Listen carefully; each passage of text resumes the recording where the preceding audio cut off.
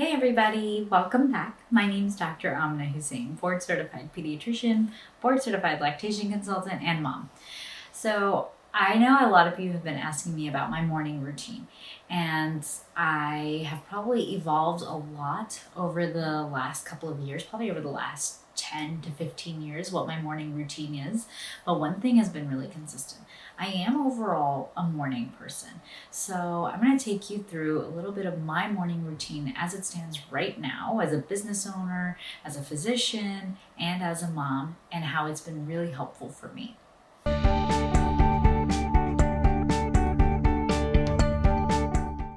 So again, first of all, I recognize not everybody can be a morning person. I always have been. So funny story about me. I used to wake up really early, even as a kid. My parents used to call me the early bird. My dad used to say, "Is our early bird awake?"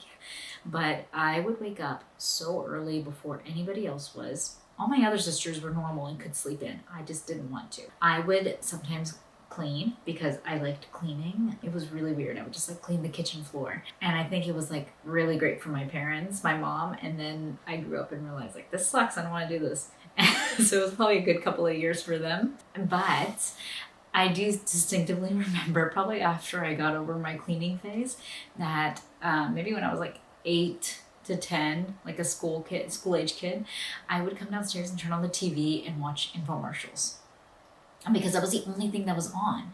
So when my mom would wake up at a normal time, somewhere between 7 or 8 a.m., she would come into the kitchen and I would be like, "Oh my God, Mom, we really need this Sonicare toothbrush. Oh my God, Mom, I really want this kitchen utensil," which was I think the magic bullet at that time. So this was a long time ago when now these items are in Bed Bath & Beyond or Walmart are very easily accessible off Amazon. But at this time they were still infomercial grade. So Sonicare, Magic Bullet, Copper Chef pans, oh my God, Mom, we really need to get this. She would have to talk me off of my she would have to talk me off of my super high about needing this really cool whisk. So that was probably really weird for a kid, but I was that kid. So moving on to past high school, but when I was a college student and in charge of my own schedule. Again, I used to do really well in the mornings. So usually the mornings were either a good time for me to get in a workout because I loved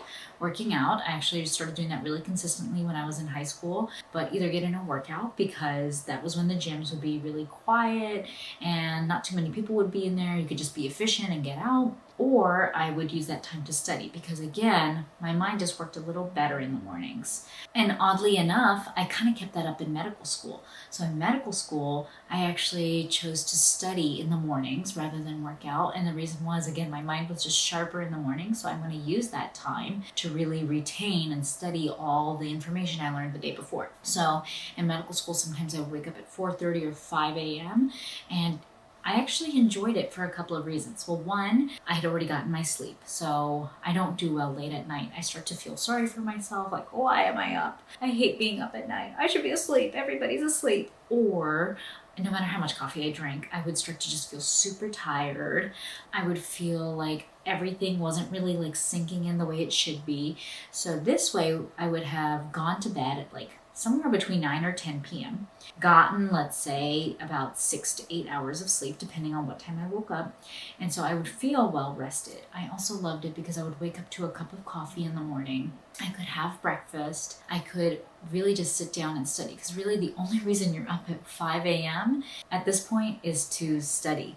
So I could really focus. It was quiet. It didn't really give me those same vibes that I used to feel sorry for myself being up this late. And it just kind of provided some calmness for me. And again, food was an incentive to wake up in the morning, so it was perfect.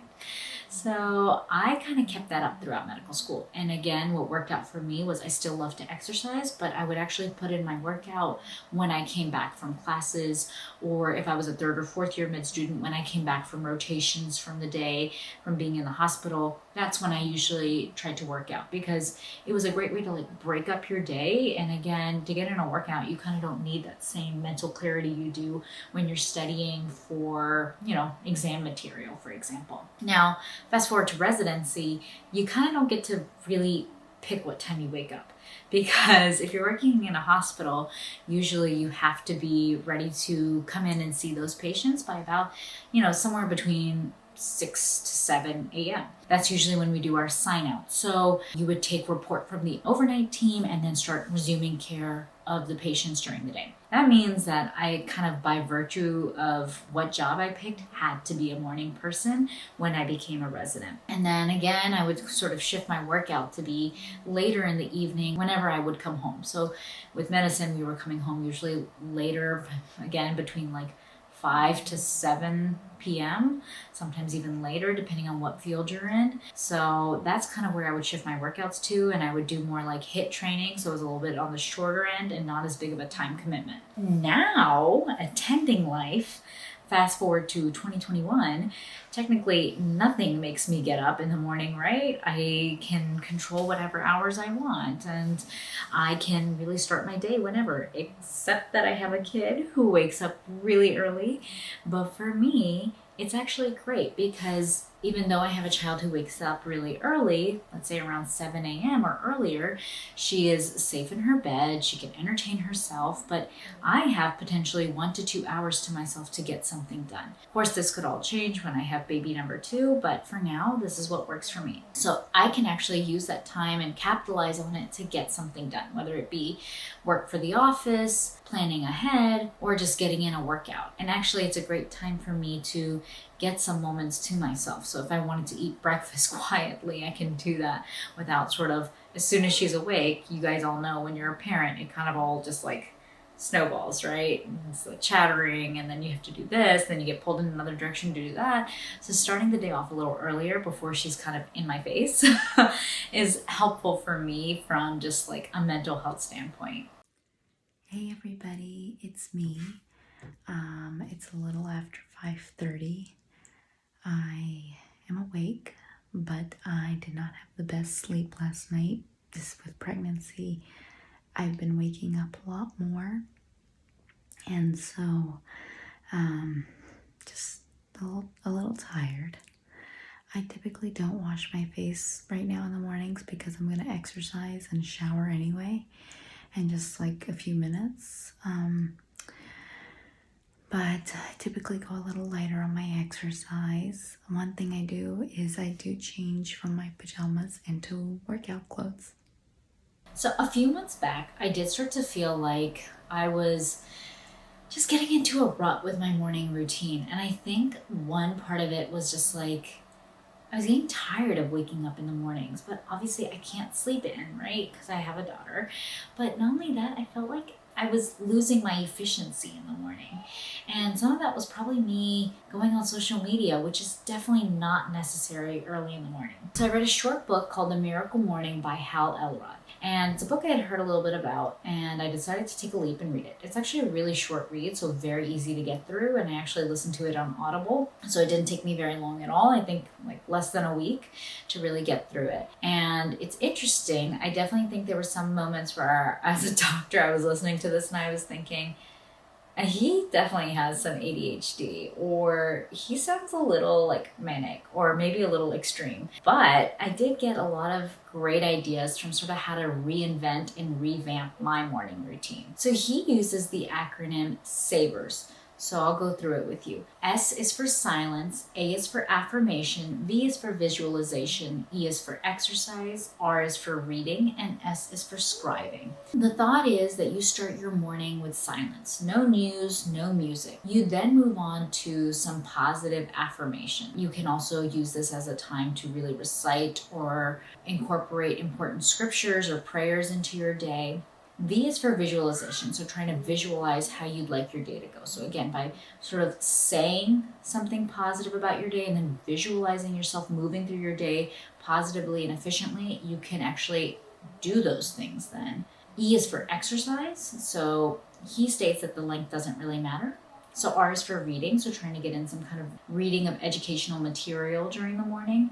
And then S is for scribe, so writing in your gratitude journal, writing goals down, that kind of thing. Now, I've taken that routine and definitely pulled from it, incorporated some new things, and then kept some of my old routine. I start my morning off at 5:30 a.m. with prayer and reading some scriptures. That's something I've kind of always done, but I've continued to do it now, starting the Miracle Morning. I am terrible about affirmations. I wish I was better at it because it makes me feel so much better when I do them, but I'm not the best at them. I've even tried putting them on note cards so that it's easier for me to like remember to say it, but I'm just not really good at it. So affirmations is something I'm working towards. You can actually do nighttime affirmations with the program. So you can actually say a positive affirmation right before you go to sleep so that when you wake up in the morning, it kind of already has you in a positive mindset, and then you can reinforce it with a morning affirmation. So again, something that I am personally working on in my morning routine. And then I personally move into meditation. So I've talked about this before, but it's something that I'm really trying to put into my routine as a parent. You can check out my video on the benefits of meditation for parents. But for me, I've actually downloaded an app for meditation. It's a free app, and actually it incorporates some visualization in it. So it's also a good way for me to fit in some silence because, again, I try really hard now to not go to social media. There's no reason for me to see all those notifications first thing in the morning. They can wait. They are not essential to have first thing in the morning. So by doing these small little changes, I definitely feel like it's put a little change in my morning routine. So I'm downstairs now. It's like 5:45, and I also go ahead and bring down the baby monitor. So Aussie is with me, but this is where I use my meditation app, and it is free. It's got a meditation for for the morning, that at least that I do in the morning. Each one is about 7 to 10 minutes, and during that time, I not only work on breathing work, but I also work on my PT exercises, and then after that, I go exercise. It's a little cold in our gym, which is outside in our garage in like kind of mid-April right now, so I wear my fleece. But I've definitely cut down on weight that I'm lifting, and some of the duration of exercise. So I'm also not sweating that much, so it does keep me pretty warm and comfortable. During the workout, I mostly now listen to audiobooks or podcasts, which is a great way for me to still fit in my Miracle Morning routine. And then typically, my workouts are about, probably depending on how I feel, 25 to 40 minutes long. So after that, my workout is typically done by 6:30, 6:45, and our nanny usually arrives somewhere between 7-ish in that time frame. Then typically my morning goes that I'm able to spend a good 30 to 45 minutes with my daughter eating breakfast. Zane and I can usually try to recap our day. And again, the timing can vary depending on what I have to do, or if I have a patient really early in the morning, or Zane might have a patient or surgeries early in the morning that he's lined up to do. So our schedules can vary just a touch, but typically that's sort of how I've changed my morning routine. So I'm able to wake up and still feel relaxed, get my mind in the right place before really starting my day, get my exercise routine in. And again, that's changed a little bit since I've been pregnant, but I've been really able to actually work through a lot of books this way. And I'm so glad I have. I mean, they're books that I wouldn't have had the time to read otherwise, because I'm not as good about reading at night as I used to be, and I do get sleepy really quickly and distracted really quickly. So it's made me more mindful of also not looking at social media first thing in the morning. They've all been really positive changes for me. The only thing I will freely admit to is that I definitely don't keep this routine up on the weekends as much as I'd like. And that's just because sometimes I don't work out in the mornings on the weekends, and sometimes I may choose to sleep in till 6:30 or 7 on the weekends. So I'm sure things will continue to evolve, especially as a new baby comes into play. I can't see myself doing this if I've been waking up every hour or every 2 to 3 hours for a new baby. So maybe this is just something I can do right now until the new baby really settles into a routine, and then I can kind of pick it up and do it again.